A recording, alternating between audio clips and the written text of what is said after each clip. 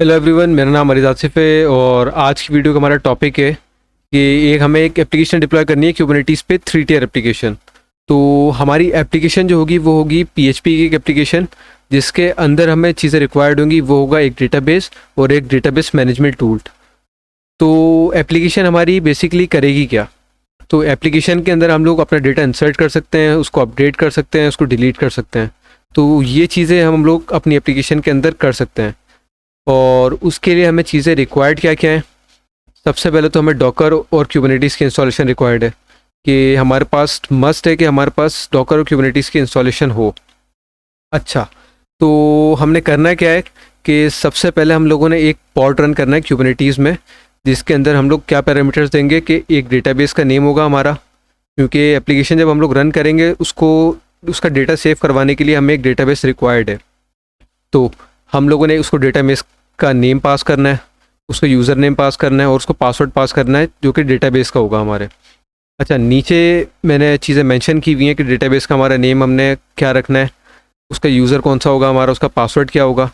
अच्छा, ये चीज़ें आप लोग चेंज कर सकते हैं, इस पर कोई लिमिटेशंस नहीं है, लेकिन आपने एप्लीकेशन के अंदर भी चीज़ें चेंज करनी होंगी, जो कि हम लोग आगे जाके करेंगे अभी। अच्छा, तो फिर हम लोगों ने क्या करना है, एक तो हमारा डेटाबेस का पॉर्ट हमारा रन हो गया। फिर हम लोगों ने एक पीएचपी में एडमिन का पॉट बनाना है, जिसके अंदर हम लोग डेटाबेस का नेम देंगे, उसका होस्ट देंगे कि भाई किस आईपी पे डेटाबेस चल रहा है हमारी, और डेटाबेस का नेम क्या है, उसका पासवर्ड क्या है। फिर हम लोग इस पीएचपी में एडमिन के पॉट को लिंक करवा देंगे माई एसक्यूएल के पॉट से।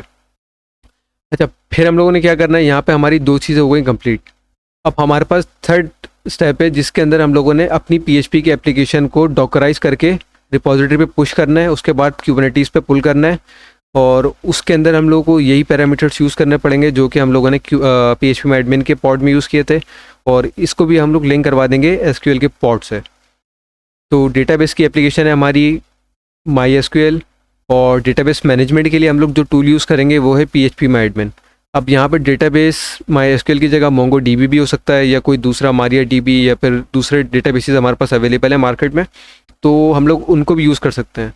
लेकिन मैं जो यूज़ करने जा रहा हूँ वो मैं यूज़ कर रहा हूँ माई एसक्यूएल, क्योंकि ये मार्केट में खैर बहुत पहले से ही है और मैंने इस पर ज़्यादातर इसी पे ही काम किया है। तो खैर और भी डेटाबेस हम लोग यूज़ कर सकते हैं, प्रोसेस सेम होगा, सिर्फ डेटाबेस चेंज होगा। तो खैर, अब हम लोगों ने करना क्या है कि सबसे पहले तो हम लोगों ने अपना टर्मिनल खोलना है जिस पे हमारे पास क्यूबरनेटीज़ चल रही हो। अब सबसे पहले मैंने जो करना है, सबसे पहले एक मैंने क्यूबरनेटीज़ पे मैंने एक पॉड रन करना है माई एसक्यूएल का, जो कि मैं यूज़ करूँगा, जिसके लिए kubectl रन, यहाँ पर आ जाएगा हमारे पॉड का नेम माई एसक्यूएल। पहले मैं देख लूँ कि मेरे पास कोई पॉड्स रनिंग में तो नहीं है। अच्छा, मैं इनको ज़रा डिलीट कर देता हूँ।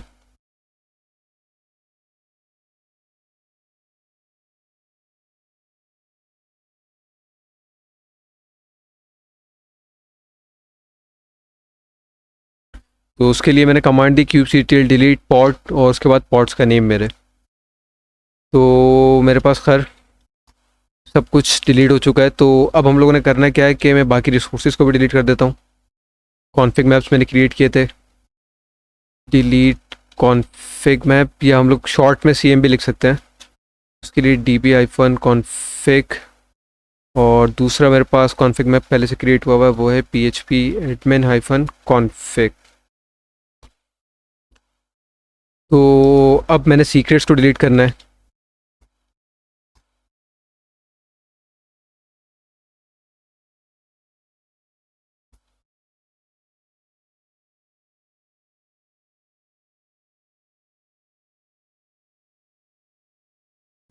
सर्विसेज भी मेरे पास पहले से क्रिएट हुई हैं, तो मैं उनको भी डिलीट कर देता हूँ। जो थी मेरे पास माई एसक्यूएल की सर्विस थी, एक PHP एप्लीकेशन की सर्विस है, और एक है PHP माई एडमिन की सर्विस। तो अब हम लोगों ने सबसे पहले करना है क्या है कि हम लोगों ने एक पॉड रन करना है, kubectl रन, उसके बाद हमारे पॉड का नेम जो कि मैं देता हूँ माई SQL-pod। उसके बाद उसको इमेज बतानी है कि इमेज हम लोगों ने कौन सी यूज़ करनी है। हम लोगों ने यूज़ करनी है माई एसक्यूएल की। आप लोग मोंगो या मोंगो डीबी वगैरह भी यूज़ कर सकते हैं, तो जो आपको इजी लगे। तो यहाँ पर मैंने उसको इमेज पास कर दी।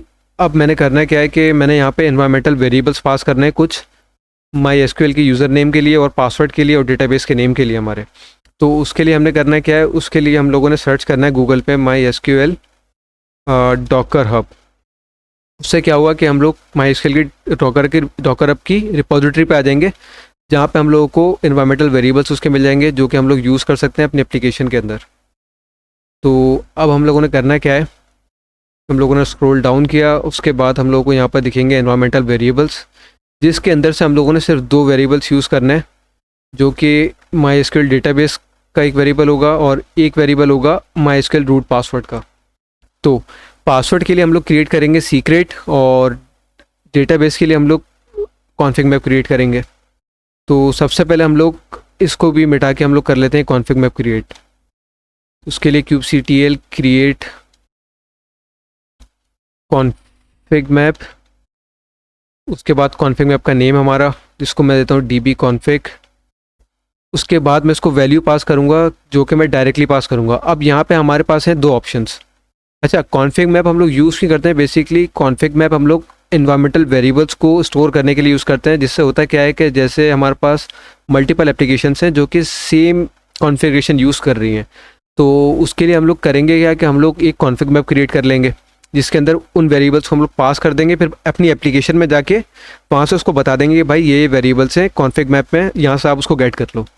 तो हम लोग चाहें तो हम लोग डायरेक्ट भी वेरिएबल्स दे सकते हैं पॉट के YAML फाइल में, लेकिन अभी हम लोग करेंगे क्या कि हम लोग एक कॉन्फिग मैप क्रिएट कर लेंगे, जिससे हमारी कॉन्फिग मैप की भी थोड़ी सी प्रैक्टिस हो जाएगी और हमें कॉन्फिग मैप का भी एक कॉन्सेप्ट मिल जाएगा। तो अब यहाँ पे हैं हमारे पास 2 ऑप्शंस। एक तो है कि फ्रॉम लिटरल, जिससे क्या होगा कि मैं उसको डायरेक्टली यहीं पर उसको मैं पास कर दूंगा वैल्यू, उसकी वेरिएबल और उसकी वैल्यू की वैल्यू पेयर में। और दूसरा ऑप्शन मेरे पास ये है कि मैं यहाँ पे इसको दे सकता हूँ फ्रॉम फाइल, कि अगर मेरे पास कोई फाइल है .txt की या .env की, तो मैं उसको फ्रॉम फाइल करके फाइल का नेम दे दूंगा कि भाई abc.txt की फाइल है, वहाँ से जितने भी वेरिएबल्स हैं सबको उठा ले जो मेरे स्टोर्ड होंगे की वैल्यू पेयर के अंदर। तो यहाँ पर हम लोग उसको डायरेक्ट वैल्यू पास करेंगे कि from literal is equals to, अब यहाँ पर हम लोगों ने देने हैं 2 वेरिएबल्स। एक वेरिएबल है हमारे पास डेटाबेस, जो कि मैंने पेस्ट कर दिया यहाँ से कॉपी करके, इज इक्वल्स दे के उसकी वैल्यू दे दी मैंने कि डेटाबेस का हमें नाम क्या रखना है। अब मैं इसको रख देता हूँ SQL DB, डेटाबेस का नेम हम लोगों ने रख दिया SQL DB। अब हम लोगों ने एक और वेरिएबल पास करना है जिसमें फ्रॉम लिटरल देके उस पर हम लोगों ने बताया कि भाई माई SQL रूट पासवर्ड। यहाँ पे बल्कि हम लोग एक काम करते हैं कि हम लोग सिर्फ इसको डेटाबेस नेम पास करते हैं, बाकी जो हम लोग पासवर्ड देंगे वो हम लोग देंगे सीक्रेट्स के थ्रू। अच्छा, सीक्रेट्स के थ्रू क्यों देंगे पासवर्ड हम लोग? वो इसलिए हम लोग देंगे सीक्रेट्स के थ्रू कि अगर कॉन्फिग मैप में जो आपका डेटा होता है वो प्लेन टेक्स्ट में स्टोर्ड होता है, जो कि हम लोग देख सकते हैं। जब हम लोग डिस्क्राइब करेंगे कॉन्फिग मैप को या फिर कोई भी बंदा उसको डिस्क्राइब करेगा तो पासवर्ड प्लेन टेक्स्ट में विजिबल होगा। अब कॉन्फिग मैप में क्या होता है कि वही पासवर्ड हमारा बेस 64 में एनकोड हो जाता है, जो कि आम बंदा देख के पासवर्ड पता नहीं कर सकता, लेकिन उसको भी डिकोड करने के खैर तरीके होते हैं। बेस 64 से हम लोग डिकोड भी कर सकते हैं, इनक्रिप्ट भी कर सकते हैं, एनकोड भी कर सकते हैं उसको। तो यहाँ पर मैंने कॉन्फिग मैप क्रिएट कर लिया अपना। अब मैंने क्रिएट करना है सीक्रेट। अब तो उसके लिए मेरे पास कमांड है kubectl क्रिएट सीक्रेट। सीक्रेट की टाइप क्या है हमारे पास? जेनरिक है। सीक्रेट का नेम है हमारा db-secret। अब यहाँ पर हम लोग वेरिएबल पास करेंगे from literal is equals to my SQL underscore password root password, जो कि वेरिएबल आप लोग यहाँ पे देख सकते हैं कि my SQL root password by default. अच्छा, बाय डिफ़ॉल्ट जो हमारे पास यूज़र होता है ना SQL में वो होता है रूट। तो अभी हम लोगों ने किया क्या है कि हम लोग उस रूट यूज़र को पासवर्ड असाइन कर रहे हैं। अब इसका मैं पासवर्ड रख देता हूँ रूट पासवर्ड। तो अब मेरे पास एक डेटाबेस की कॉन्फ़िगरेशन मेरे पास क्रिएट हो चुकी है, जिसमें मेरे पास एक कॉन्फिग मैप है और एक सीक्रेट्स है। तो अब हम लोगों ने क्या करना है कि अब हम लोगों ने एक पॉड रन करना है अपना माई SQL का, जिसके लिए कमांड है हमारे पास kubectl रन। यहाँ पर आएगा हमारे पॉड का नेम माई SQL-pod, और इस पर हम लोगों ने इमेज दे दी माई SQL की। और उसके बाद हम लोगों ने क्या करा, इसको ड्राई रन करके इसका आउटपुट ले लिया YAML फाइल में। ड्राई रन से होगा क्या कि वो एग्जीक्यूट होगी फाइल, लेकिन पॉड हमारा क्रिएट नहीं होगा। अगर मैं इसको डायरेक्ट ड्राई रन पे यहीं पे एंटर करता हूँ तो मुझे इसका आउटपुट दिखा देगा YAML फॉर्मेट में। लेकिन मैंने करना क्या है कि मैंने इसका आउटपुट लेना है YAML फॉर्मेट में किसी फाइल के नेम से। तो फाइल का नेम हमारा होगा mysql-pod.yaml। इसके अंदर मैंने इसका आउटपुट ले लिया इसकी YAML का। अब मैं इसको अगर ओपन करता हूँ mysql-pod.yaml तो यहाँ पर मेरे पास इसी कॉन्फ़िगरेशन आ गए। अब यहाँ पर मैंने करना क्या है कि यहाँ पर मैं एक वेरिएबल ऐड करवाऊँगा। इसमें मैं बताऊँगा कि भाई इन्वायरमेंटल वेरिएबल फ्रॉम। अब यहाँ पर मैंने उसको बताना है कि वेरिएबल उसने उठाने कहाँ से। तो यहाँ पर उसने उठाने कॉन्फिग मैप रेफरेंस। इसको बता रहे कि हमारे वेरिएबल्स कॉन्फिग मैप के अंदर है। और उसके बाद हमारे कॉन्फिग मैप का नेम क्या है, db-config। अब इसी तरीके से हम लोगों ने सीक्रेट्स भी इंपोर्ट करना है कि सीक्रेट फ्रॉम नेम आ गया उसका सीक्रेट का db-secret। तो अब हम लोगों ने किया इसको सेव, इसको किया एग्जिट। अब हम लोग अप्लाई करते हैं इसको kubectl apply-f और यहाँ पर आएगा हमारी फ़ाइल का नेम। उससे क्या होगा कि YAML फाइल को यूज़ करते हुए वो एक पॉड क्रिएट कर देगा हमारे लिए। अच्छा, तो यहाँ पर इसने हमें एक एरर दिया है, वो क्या एरर दिया है, pod SPAC container secret form. Okay, तो यहाँ पर हम लोगों ने एक मिस्टेक की है। हम लोगों ने सीक्रेट्स लिखना था, हम लोगों ने लिख दिया सीक्रेट। सीक्रेट रेफरेंस लिखना था, हम लोगों ने लिख दिया सीक्रेट फ्रॉम। तो यहाँ पर मैंने उसको बता दिया कि भाई सीक्रेट का रेफरेंस है ये। अगर अब मैं इसको अप्लाई करता हूँ तो मेरे पास SQL का एक पॉड भी क्रिएट हो गया। तो अब इसको गेट पॉड्स में करता हूँ तो यहाँ पर मेरे पास स्टेटस आ गया कि भाई कंटेनर क्रिएट हो रहा है।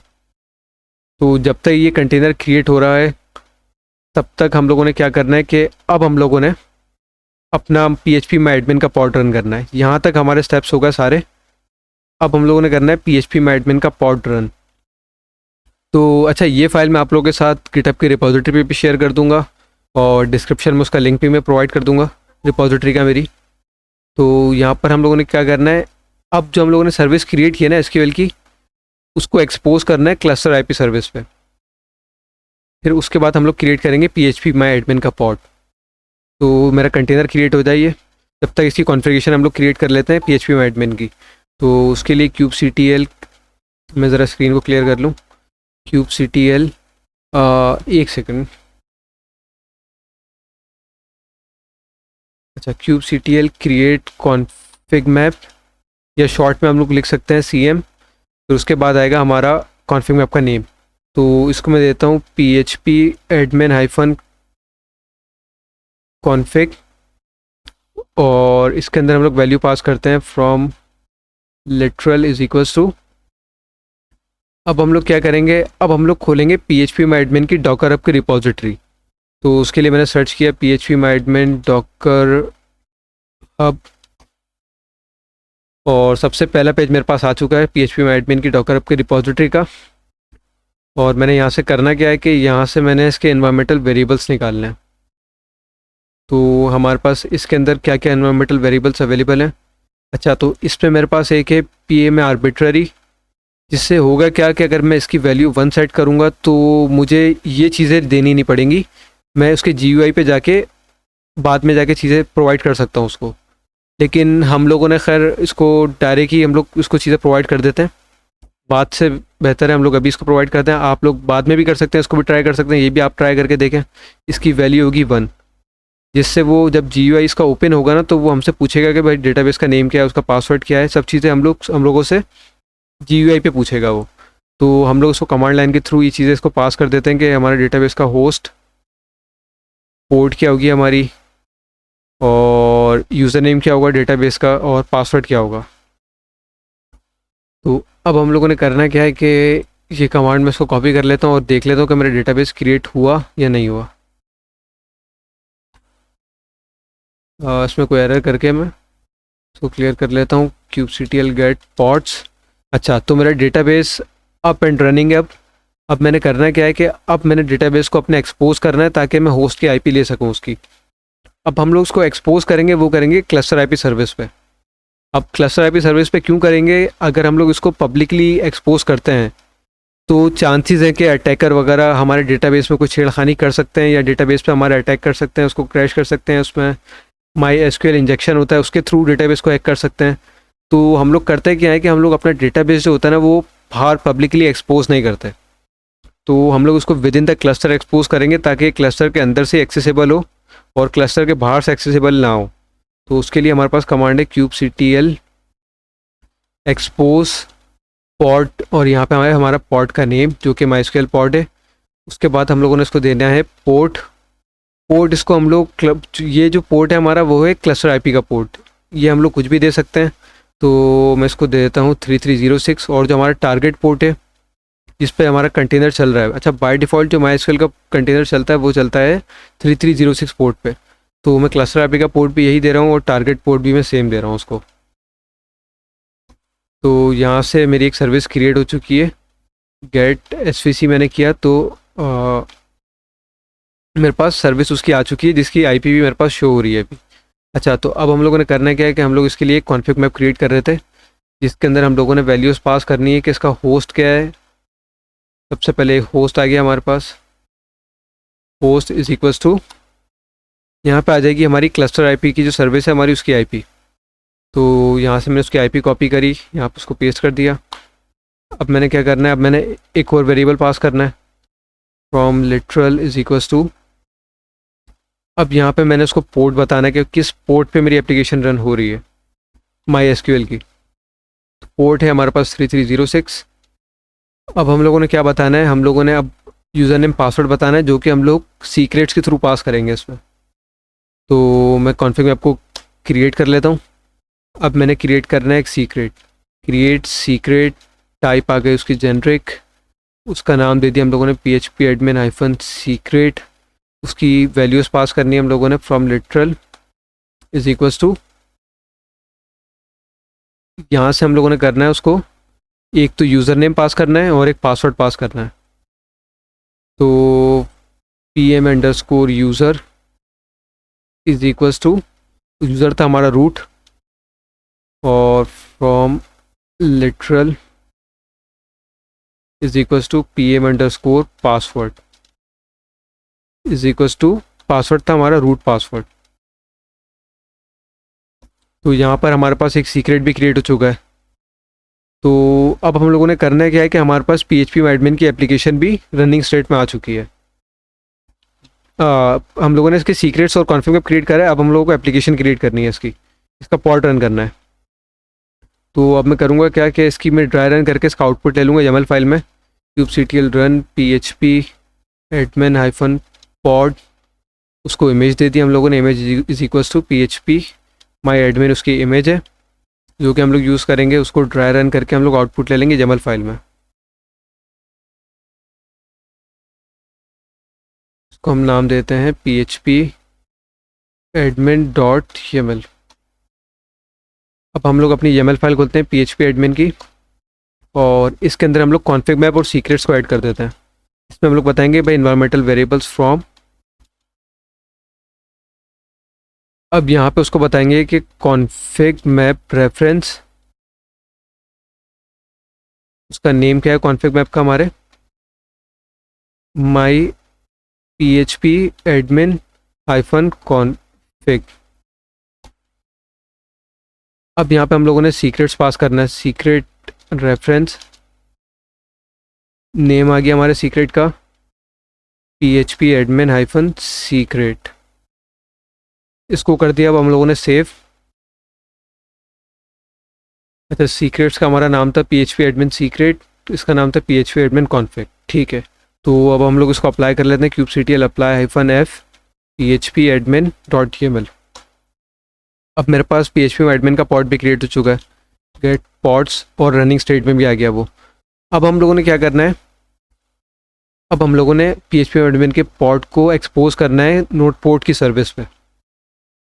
तो उसके लिए हम लोग क्या करेंगे, मैं स्क्रीन क्लियर कर लूँ ज़रा अपनी। तो उसके लिए हम लोगों ने करना है kubectl expose पॉड, पॉड का नेम PHP admin -pod।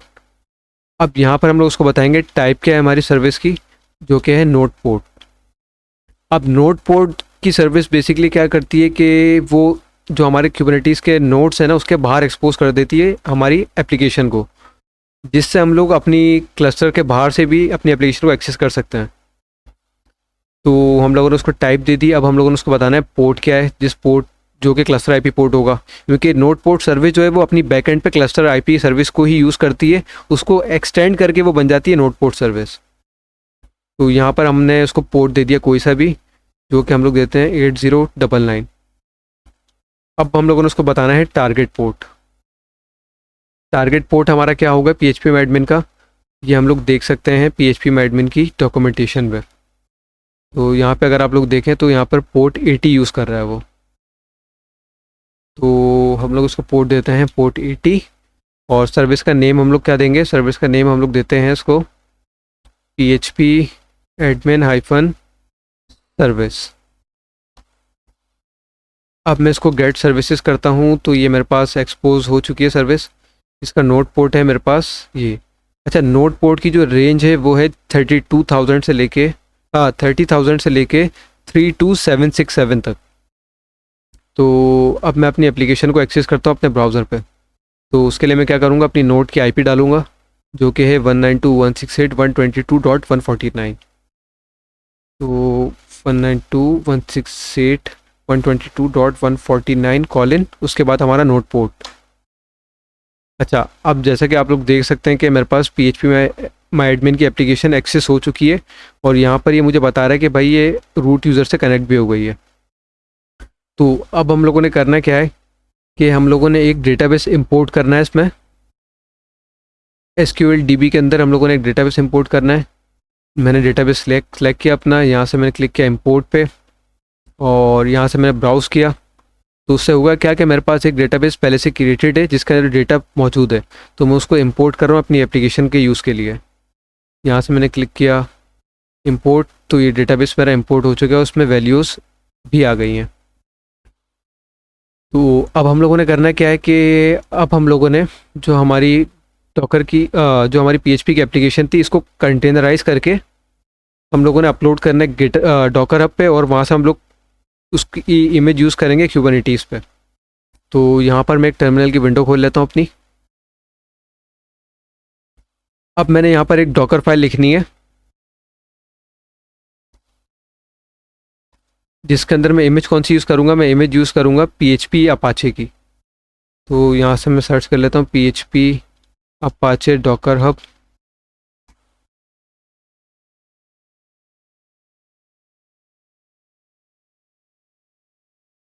हम लोग यूज़ करेंगे पीएचपी का वर्जन 8.1। तो यहाँ से मेरे पास वर्जन उसके विजिबल है। यहाँ से मैं देख सकता हूँ कि मैंने कौन कौन सी इमेजेस मैं यूज़ कर सकता हूँ उसमें। तो यहाँ पर मेरे पास एक ये वर्जन आ गया।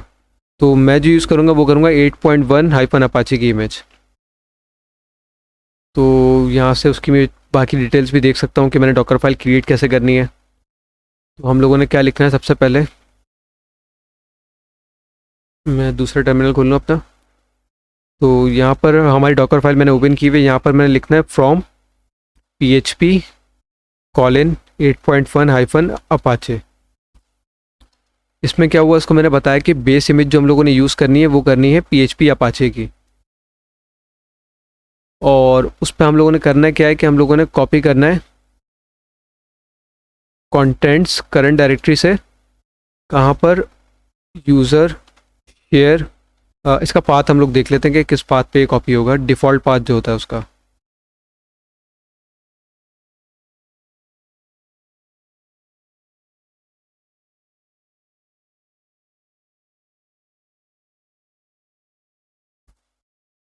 अच्छा, यहाँ पर उन्होंने पाथ हमें बताया हुआ नहीं है। अच्छा, ये रहा पाथ।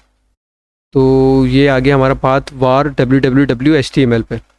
तो हम लोगों ने कॉपी करने कंटेंट्स अपने करंट डायरेक्टरी से वार www/html के फोल्डर के अंदर, और मैंने कर दिया इसको सेव। अच्छा, इसमें हम लोगों को ना एक चीज़ और करवानी है, जो कि है हम लोग को एक कमांड रन करवानी है, जो कि करेगी क्या कि पीएचपी के एसक्यूएल के एक्सटेंशन इंस्टॉल कर देगी हमारी एप्लीकेशन के अंदर, हमारे कंटेनर के अंदर। तो उसके लिए हम लोगों को वो भी हम लोग को यहीं से मिल जाएगा। तो उसके लिए हमारे पास क्या कमांड है,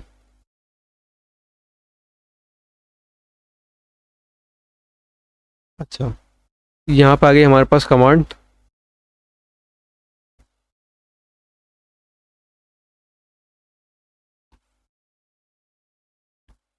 पहले हम लोगों ने क्या किया, इसको अपडेट किया, उसके बाद हम लोगों ने क्या करना है, हम लोगों ने 2 एक्सटेंशन इंस्टॉल करने हैं अपने, जो कि एक्सटेंशन होंगे हमारे PHP।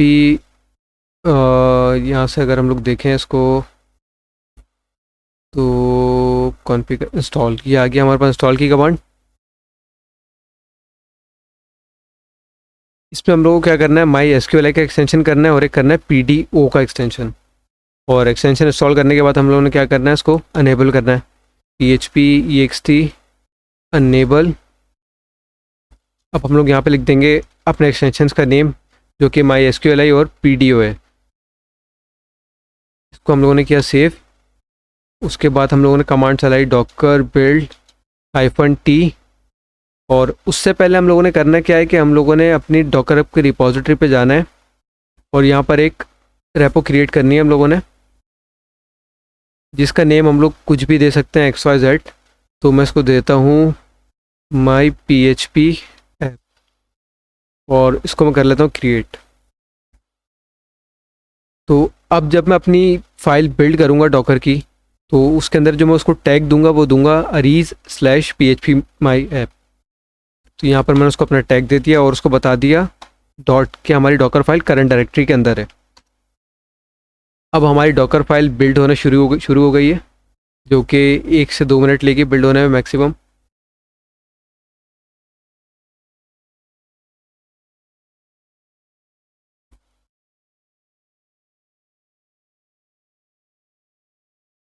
यहाँ पर मेरे पास इमेज पुल हो रही है अभी। तो जैसी इमेज पुल होगी उसके बाद हमारे पास प्लगइन्स इंस्टॉल होंगे इसमें। उसके बाद फिर कंटेंट्स हमारे कॉपी हो जाएंगे अपाचे के पाथ पे।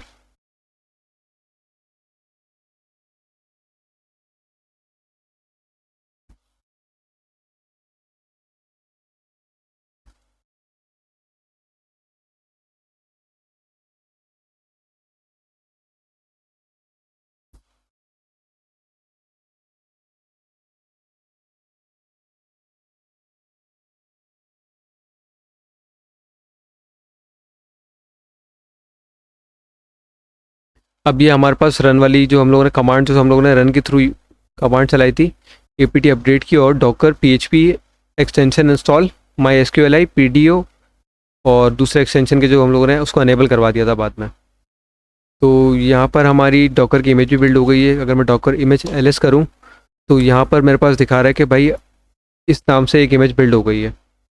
तो हम लोगों ने इमेज बिल्ड तो कर ली, लेकिन हम लोगों ने PHP की एप्लीकेशन में बताया नहीं कि हमारी जो डेटाबेस का नेम था वो क्या था। तो हम लोग उसको नैनो से उसको ओपन कर लेते हैं और फर्स्ट लाइन में हम लोगों को बताना है यहाँ पे कि हमारा होस्ट नेम क्या है। यहाँ पे लिखा हुआ था लोकल होस्ट, क्योंकि हमारी लोकल होस्ट पे एप्लीकेशन नहीं है, तो यहाँ पे हम लोग उसको बताएंगे कि हमारा होस्ट कौन सा है। तो होस्ट हमारे पास यहाँ से हमारी क्लस्टर IP आ गई। इसको हम लोगों ने किया कॉपी, इसको पेस्ट कर दिया हम लोगों ने। यूज़र है हमारा रूट और उसका पासवर्ड है रूट पासवर्ड। और यहाँ से हम लोगों ने उसको बताना है कि एप्लीकेशन का हमारा डेटाबेस कौन सा है। डेटाबेस का नेम हम लोगों ने दिया था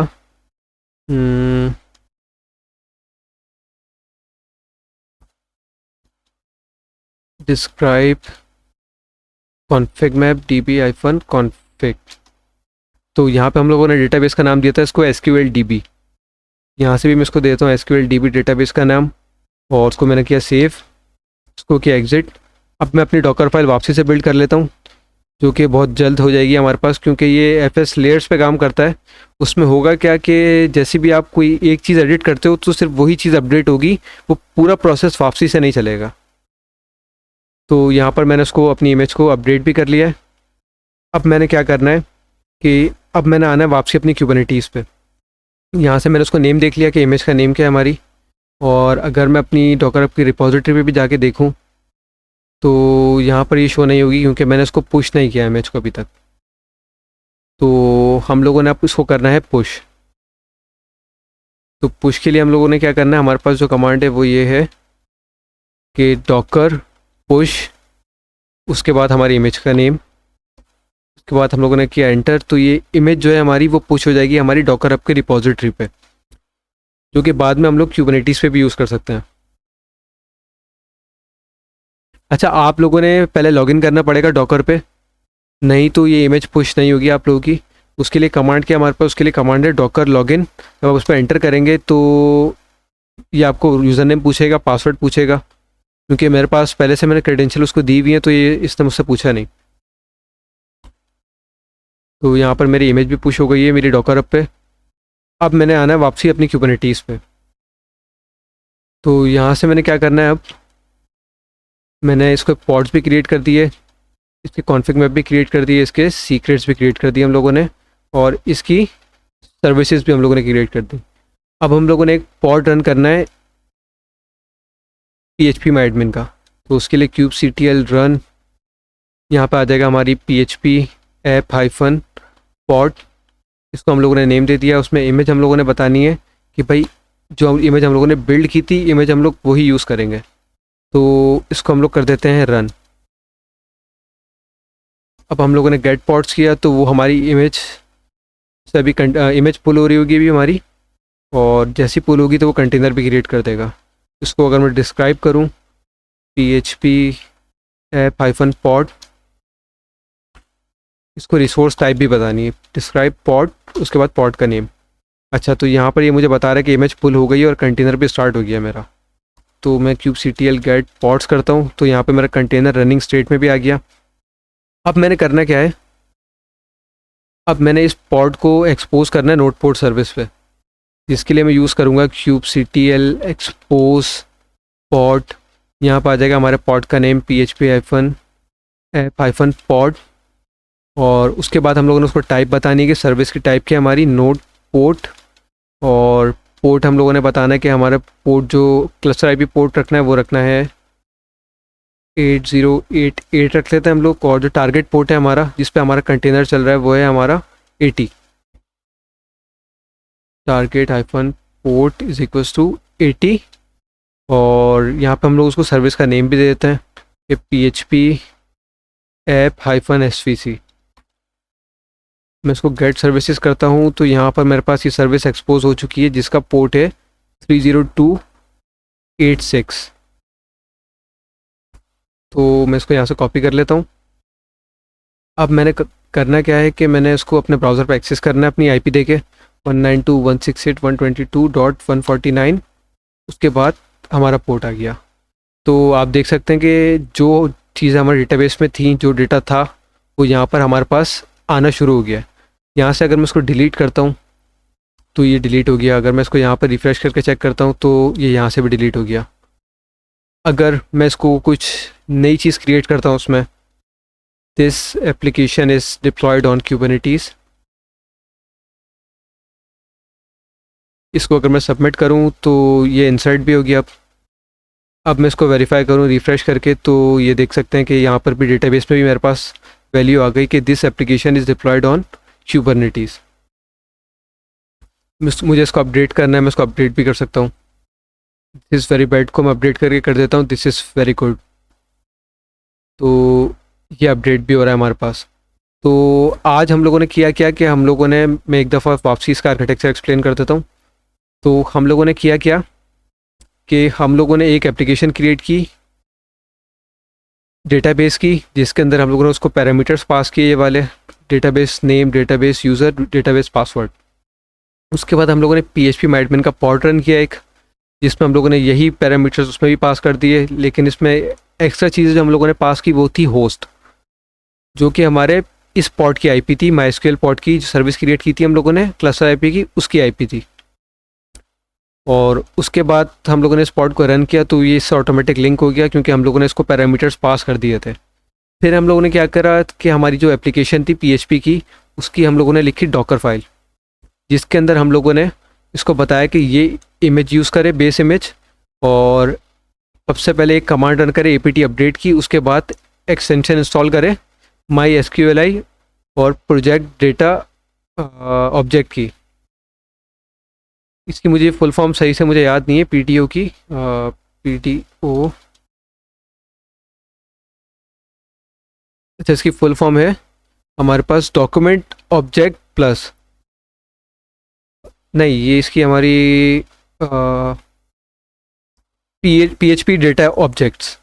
तो ये दो एक्सटेंशन हम लोगों ने इंस्टॉल किए थे इसमें, और उसके बाद हम लोगों ने इसको किया एनेबल एक्सटेंशन को। फिर हम लोगों ने कॉपी करवाए करंट कंटेंट, जो कि हमारे इंडेक्स डॉट पी की फ़ाइल थी और डेटाबेस की फ़ाइल थी। अच्छा, डेटाबेस की हम लोग इग्नोर भी कर सकते हैं फ़ाइल। वो हम लोग कैसे करेंगे कि हम लोग एक टेक्स्ट फाइल बनाएंगे जिसका नेम होगा डॉट डॉकर इग्नोर, और उसके अंदर हम लोग लिख देंगे इसको, ये हिडन फाइल है तो इसको हम लोग ओपन करेंगे। इसके अंदर हम लोग लिख देंगे फाइल्स का नेम जो कि हम लोगों ने एक्सक्लूड करनी है, कि जो फाइल हमारी कॉपी नहीं हो उसके डेटाबेस उसके अंदर कंटेनर के अंदर। तो यहाँ से अगर मैं उसको नाम लिख दूंगा फिर मैं क्रिएट करूँगा तो ये फाइल मेरी डेटाबेस के कंटेनर के अंदर नहीं जाएगी। तो हम लोगों ने क्या किया, हम लोगों ने उसका एक डेटाबेस क्रिएट किया, हम लोगों ने उसके पीएचपी में एडमिन क्रिएट किया, वहाँ से हम लोगों ने डेटाबेस को अपलोड किया। उसके बाद हम लोगों ने डॉकर फाइल क्रिएट की एप्लीकेशन के लिए हमारी। हम लोगों ने उसमें उसको पैरामीटर्स बता दिए कि इमेज ये है, ये कमांड्स रन करनी है और कॉपी इस पाथ पे करवाना है। फिर हम लोगों ने क्या करा, उसको हम लोगों ने इमेज को बिल्ड किया और उसको पुश कर दिया अपनी डॉकर ऐप की रिपोजिटरी पे, जो कि हम लोग यहाँ पे भी देख सकते हैं कि यहाँ पर अगर हम उसको रिफ़्रेश करें तो यहाँ पर मेरे पास वो विजिबल होगी कि इतनी देर पहले पुश किया गया है इस इमेज को। यहाँ पर आप देख सकते हैं कि 6 मिनट्स पहले हम लोगों ने इसको पुश किया है। तो पुश करने के बाद हम लोगों ने क्या करा कि क्यूबरनेटीज़ पे हम लोगों ने एक कंटेनर रन किया, एक पॉड रन किया क्यूबरनेटीज़ पे हम लोगों ने, जिसकी हमारे पास कमांड थी kubectl रन, पॉड का नेम आ गया और उसकी इमेज आ गई। क्योंकि हम लोगों ने पैरामीटर्स उसको पहले से पास कर दिए थे एप्लीकेशन के अंदर, तो हमें यहाँ पे ऐड करने की ज़रूरत नहीं है चीज़ें। फिर हम लोगों ने क्या करा, उस पॉड को हम लोगों ने एक्सपोज कर दिया नोड पोर्ट सर्विस पे। फिर हम लोगों ने उसको किया एक्सेस अपने ब्राउज़र पे, और यहाँ पे हम लोगों ने उसको डिलीट, अपडेट और इंसर्ट करके भी चेक कर लिया कि हमारी एप्लीकेशन चल रही है। यहाँ पे मैंने इसको मार्क कंप्लीट किया, इसका स्टेटस भी चेंज हो गया कंप्लीटेड पे। यहाँ से भी अगर मैं इसको रिफ़्रेश करूँ तो यहाँ पर मेरे पास कंप्लीटेड का स्टेटस आ गया 1 और बाकियों का है 0। तो आज की वीडियो के लिए खैर इतना ही काफ़ी है।